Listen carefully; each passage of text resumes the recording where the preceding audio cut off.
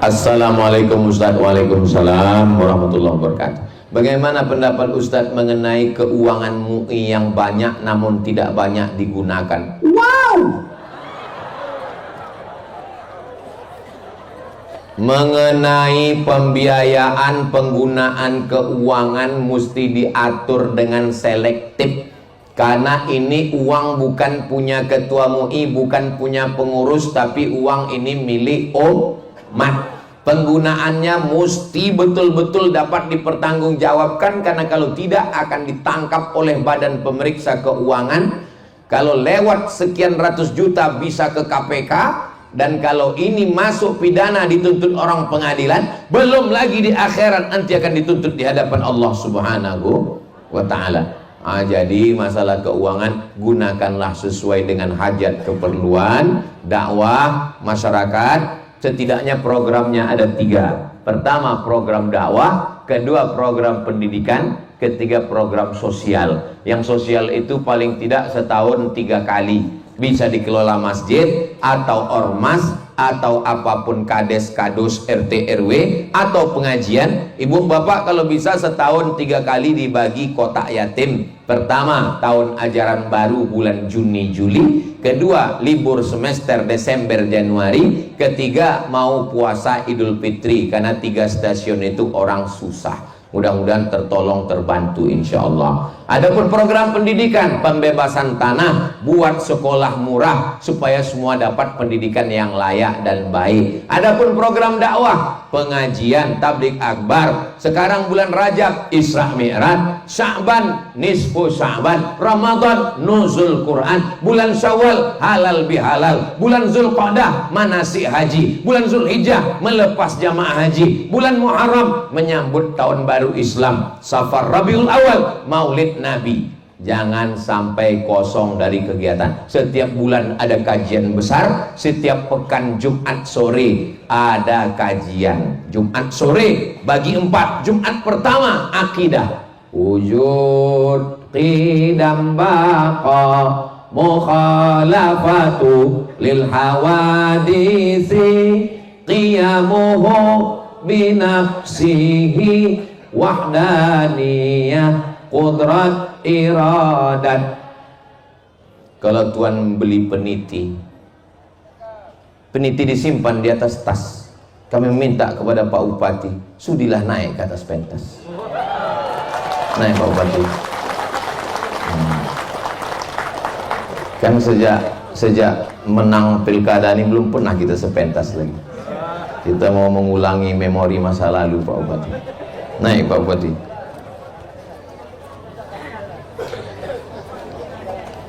Tala'al badru alaina min saniyatil wada' wajabat syukru alaina mada'a lillahi da' ayyuhal mab'usu fina ji'ta bil amril muta' ji'ta syarraftal madinah marhaban ya khairada. Allahumma salli ala Sayyidina Muhammad. Bagaimana hukum timbangan sawit yang hangat-hangat kuku Pak Ustaz? Itu tambahan dari saya, di sini cuma hangat aja. Wailul lil mutaffifin, celakalah orang yang curang timbangan. Alladzina idza talu 'alan nasi yastawfun, kalau mereka membeli mereka mau timbangannya penuh. Wa idza kaluhum aw wazanuhum yukhsirun, tapi kalau mereka yang nimbang jual curangnya minta ampun. Apapun jenis standarnya tetap 50 kilo. Rupanya memang timbangannya udah setel 50. Karet pun begitu. Ini karet berat betul, dibelah, dibacok, rupanya 3 batu bata di dalam. Duitnya makan haram, zolim, aniaya, dosa kepada Allah, taubat nasuha, mandi taubat. Tapi kalau dosa kepada manusia, kalau satu hari curang kepada 3 orang, satu bulan 90 orang, satu tahun 9.000 orang. Minta maafnya di akhirat, hisabnya lama. Hati-hati pedagang yang berkecimpung dengan timbangan. Duit dimakan, duit dipakai, duit dibelanjakan, tak ada berkahnya. Duit hantu dimakan tuyul. Apakah salah Ustadz saya minta nafkah kepada suami? Suami siapa? Kalau suami sendiri bukan salah, wajib. Tapi kalau ke suami orang, tapi dia milih memberi nafkah keluarga kami, tapi diberi kepada ibunya. Jadi selama ini rumah tangga kami diatur oleh ibunya. Bagaimana ya Pak Ustadz? Adik-adik, kalau kalian mau nikah, jangan kalian buat ketemu Tom and Jerry. Mbok, Pak, saya sudah punya kewajiban. Sekarang saya punya tanggung jawab. Saya mau berdiri di atas kaki sendiri. Saya bukan melawan orang tua. Tapi kamu belum punya rumah, Dok. Biarkan kami ngontrak bersusah-susah. Tapi tolong transfer tiap bulan. Jangan kalian serumah, nanti bini kau tak pandai memasak, mengamuk-ngamuk ibumu. Jangan kalian serumah. Ini dua perempuan, di balik laki-laki yang hebat ada dua perempuan yang luar biasa, ibu dan istri. Wahai engkau istri-istri, nanti kau akan jadi mertua, kau akan jadi ibu juga. Ini penting diperhatikan baik-baik. Jadi kalau anak kita sudah menikah, biarkan dia. Anak saya, nanti kalau dia menikah, saya akan kasih tahu sama dia. Kau menikah, jaga istrimu baik-baik. Tanggung jawabmu ada 5. Kasih dia makan, kasih dia pakaian, kasih dia tempat tinggal, kasih dia pendidikan, kasih dia perhatikan. Kau udah kusekolahkan, kau sudah bekerja, gaji. Cukup? Nggak cukup Pak. Itu ada sawit 2 hektar untuk makan. Nah, jadi ibu kalau mau ngasih, jangan dikasih dia pakai duit, tapi kasih dia pancing. Jangan kasih dia ikan, nanti ikannya habis dia minta ikan lagi. Kasih dia pancing supaya dia mencari ikan. Ini sawit. Begitu orang tua saya dulu mendidik saya. Kau mau sekolah atau mau berbini? Kalau kau mau sekolah, terbang kau sejauh mata memandang sampai ke Kairo. Tapi kalau kau mau berbini, ku kasih kau sawit. Urus. Aku mau sekolah, pergi sekolah. Nah, jadi saya pun mahasiswa-mahasiswa yang letoy, lemah, lesu, lunglai, bawaannya mau mati, saya tanya, kau mau kuliah atau mau berbini? Saya mau berbini sambil kuliah Pak Ustadz. Sukses dua-duanya, mantap.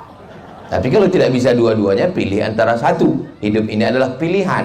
Mudah-mudahan keluarga kita semuanya sakinah, mawaddah, warahmah. Nah, ini yang model begini, perbaiki ke depan. Mak, makin banyak aja kertas nih. Ini kok aku tengok maunya sahur bersama kita ini nanti.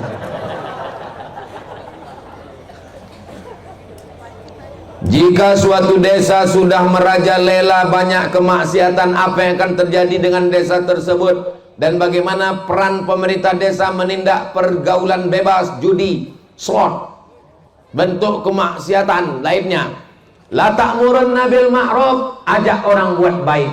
Wala tanhauna 'anil munkar, larang buat mungkar. La yusikanna ayyab'atsallahu 'alaikum iqaban. Kalau kamu tidak melakukan amar ma'ruf nahi mungkar, maka Allah akan menurunkan hukuman. Summa tad'unahu, gunung meletus, galodo, gempa bumi, tsunami, kebakaran Los Angeles. Gara-gara banyak kaum LGBT, terbanyak nomor 2 di Amerika. Kalau kamu tidak melakukan amar ma'ruf nahi mungkar, turun azab Allah. Dan ketika kamu berdoa, fala yustajabu lakum, doa kamu tidak akan dikabulkan Allah Subhanahu wa taala. Maka ketika kampanye bupati gubernur, saya sampaikan ke Pak Haji Zukri. Pak Haji Zukri bertanggung jawab tentang kemaksiatan yang ada. Kita akan bangun Pak Ustadz replika Masjidil Haram, tempat manasik seluruh orang Riau, mantap. Lalu kemudian pengaduan Pak Gubernur, pengaduan pemakai narkoba, kita akan buatkan hotline Pak Ustadz. Jadi udah dibahas semua nih Pak Ustadz. Udah kemarin waktu kampanye. Kenapa belum terwujud? Belum dilantik. Nanti baru mereka pelantikan tanggal 6, baru tanggal 10 bupati, barulah mereka bisa action. Kita lihat 100 hari ke depan, mudah-mudahan ditolong Allah Subhanahu wa taala. Amin. Di tingkat desa juga begitu. Ada kades, ada kadus, ada RT RW, ada ketua MUI, ada Pak Kua, ada Babinsa, ada Babin Kamtipmas. Babinsa, Babin Kamtipmas, kalian mesti bertindak pakai pistol itu untuk amar ma'ruf nahi munkar. Tablik akbar ceramah Ustaz, jangan pergaulan bebas, jangan berjudi, jangan berzina. Tapi polisi dengan pistolnya, dengan seragamnya, nggak perlu tablik akbar, nggak perlu ceramah, cukup dengan pistol. Yang mau main judi kalian, main. Mumpung pistol itu masih besi, pakai. Jangan nanti udah pensiun ditarik negara, tinggal pistol air, itu pun kadang-kadang hidup, kadang-kadang mati. Barulah dipakai untuk dakwah, nggak bisa lagi. Ada pula ketawanya yang menyusul belakangan. Itu namanya loading.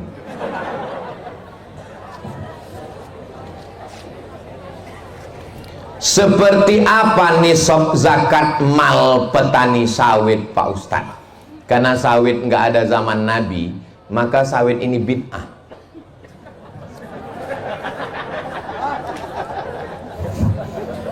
Yang sunnah itu kurma. Jadi sawit ini bid'ah, wa kullu bid'atin dhalalah wa kullu dhalalatin finnar. Karena tidak ada zaman Nabi, maka ulama ikhtilaf. Kelompok pertama menisbatkannya ke makanan pokok. Maka kalau dia panennya 520 kg beras, seharga 520 kg beras, dikeluarkan zakatnya 5%. Kenapa tidak 10%? Karena dia pakai irigasi seperti pada padi. Karena di situ ada pupuk. Masuk pula nyamuk. Mohon maaf ya, saya meludah. Macam tak ada tempat lain.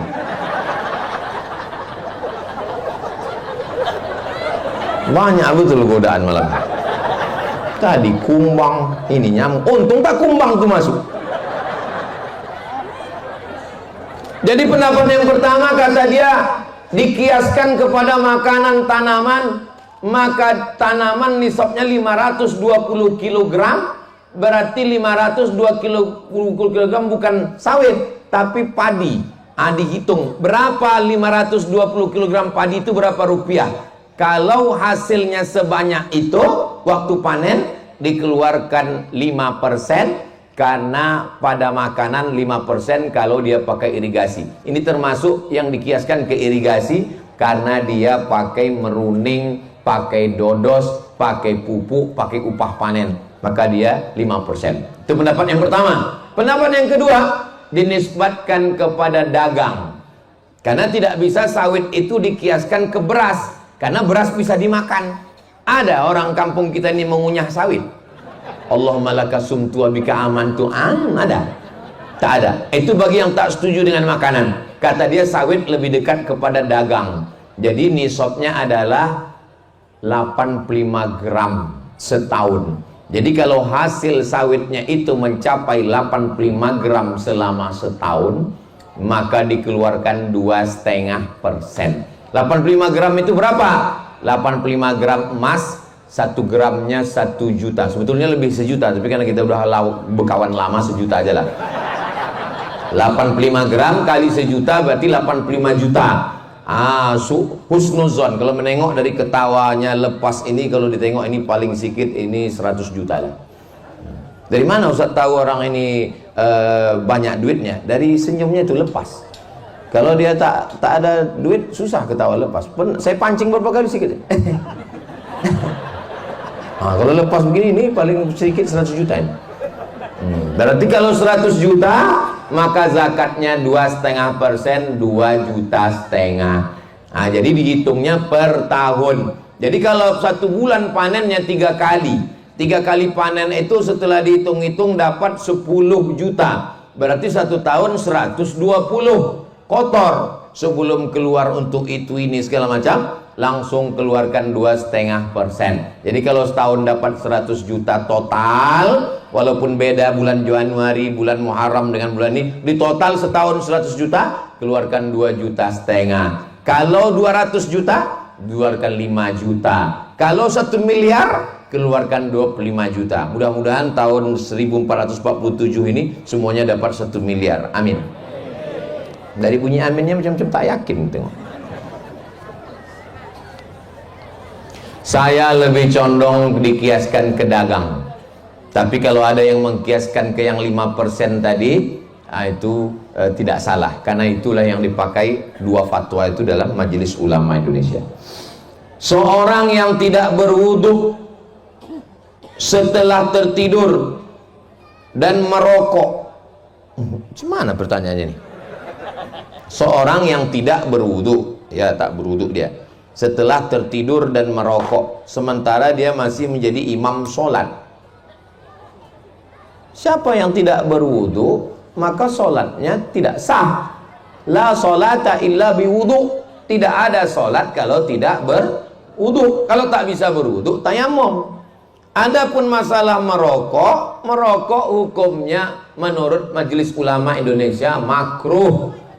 Rokok haram bagi ibu hamil, anak kecil, orang tua sakit-sakitan.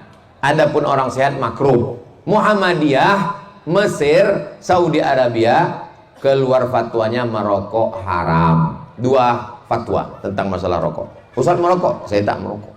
Ada juga sebagian orang pas ditanya rokok haram, tapi kalau dikasih makruh kata dia. Imam masjid yang tak berwudu sholatnya batal. Dia mesti dikasih tahu. Imam masjid yang merokok sama dengan makan jengkol, makan petai. Kalau dia berpendapat rokok itu makruh. Tapi kalau dia berpendapat rokok itu haram, berarti haram. Orang yang melakukan perbuatan haram, orang itu fasik. Kertas terakhir. Apa hukum mencuri brondol?